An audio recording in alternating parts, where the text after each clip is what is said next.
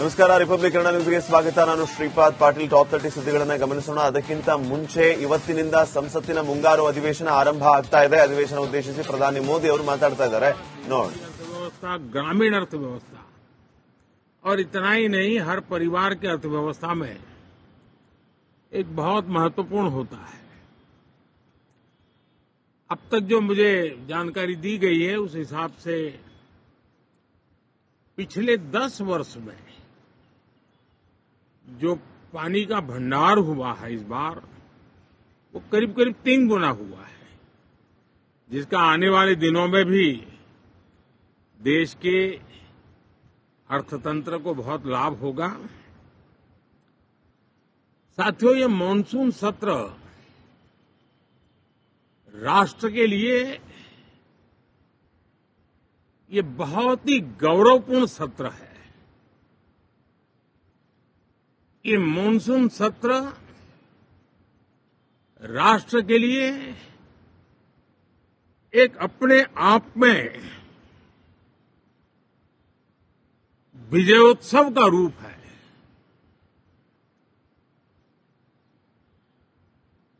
और जब मैं कहता हूं कि सत्र राष्ट्र गौरव और विजयोत्सव का सत्र है, तो सबसे पहले तो मैं पहली बार इंटरनेशनल स्पेस स्टेशन पर भारत का तिरंगा झंडा वहां लहराना, ये हर देशवासी के लिए गौरव की पल है। देश में साइंस टेक्नोलॉजी के प्रति, इनोवेशन के प्रति नया उमंग और उत्साह भरने वाली ये सफल यात्रा रही है। और पूरे सांसद, लोकसभा राज्यसभा दोनों सदन देशवासी जिस गौरव का अनुभव कर रहे हैं उसमें एक स्वर से जुड़ेंगे, एक स्वर से इसका यशगान होगा, जो भारत को अंतरिक्ष में नई ऊंचाइयां पर पहुंचाने वाले जो भावी कार्यक्रम हैं उनके लिए भी प्रेरक बनेगा, प्रोत्साहक बनेगा। साथियों, ये मानसून सत्र एक विजयोत्सव है। पूरी दुनिया ने भारत की सैन्य शक्ति का, भारत के सैन्य के सामर्थ्य का रूप देखा है। ऑपरेशन सिंदूर में भारत की सेना ने जो लक्ष्य निर्धारित किया था 100% अचीव किया। आतंकियों के आकाओं के घर में जाकर के 22 मिनट के भीतर भीतर ऑपरेशन सिंदूर के तहत उसको जमींदोज कर दिया गया। और मैंने बिहार की एक कार्यक्रम में इसकी घोषणा की थी, जो हमारी सैन्य शक्ति ने बहुत ही कम समय में सिद्ध करके दिखा दिया। और इसमें मेड इन इंडिया सैन्य शक्ति का ये नया स्वरूप, इस पर भी दुनिया बहुत आकर्षित हुई है। इन दिनों विश्व के जिन जिन लोगों से मिलना होता है तो भारत के इस मेड इन इंडिया जो औजार तैयार हो रहे हैं उसके प्रति दुनिया का आकर्षण बढ़ रहा है। मुझे विश्वास है कि जब सदन इस विजयोत्सव को एक स्वर में विजय के भाव से इस सत्र के दरमियान उन ओजस्वी तेजस्वी भावनाओं को प्रकट करेगा तो भारत की सैन्य शक्ति को बल मिलेगा, प्रोत्साहन मिलेगा,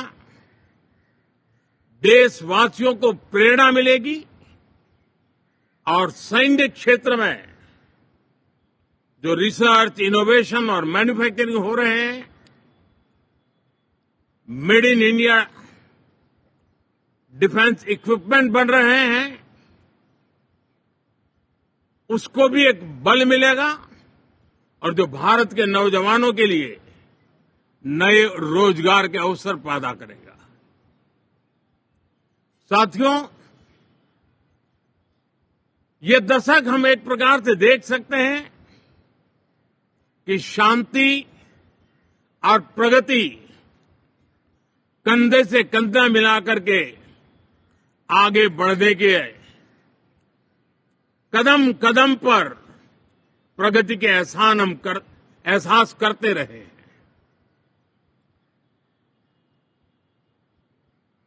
देश कई प्रकार की हिंसक वारदातों का शिकार रहा है, लंबे अरसे तक शिकार रहा है। देश आजाद हुआ तब से ये समस्या को हम झेल रहे हैं, चाहे आतंकवाद हो, नक्सलवाद हो। कोई प्रारंभ में शुरू हुआ होगा, कोई बाद में शुरू हुआ होगा, लेकिन आज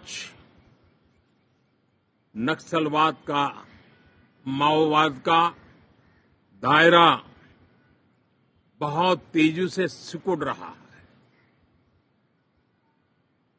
माओवाद को, नक्सलवाद को जड़ से उखाड़ने के संकल्प के साथ देश के सुरक्षा बल एक नए आत्मविश्वास से, तेज गति से सफलता की ओर कदम रख रहे हैं।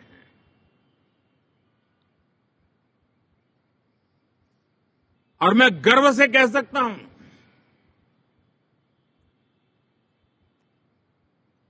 देश में सैकड़ों जिले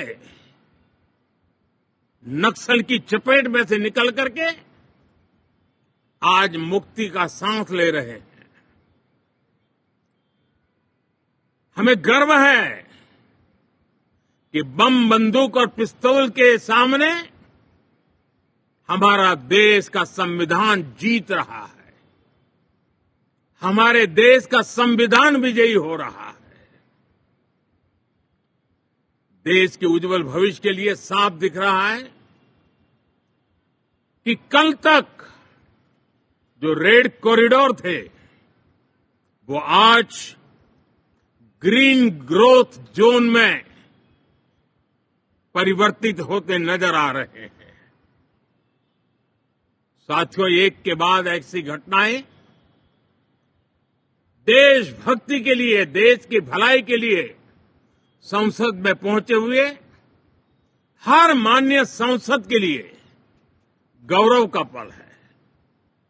और संसद के इस सत्र में ये गौरव गान पूरा देश सुनेगा, हर सांसद से सुनेगा, हर दल से सुनेगा। साथियों, आर्थिक क्षेत्र में भी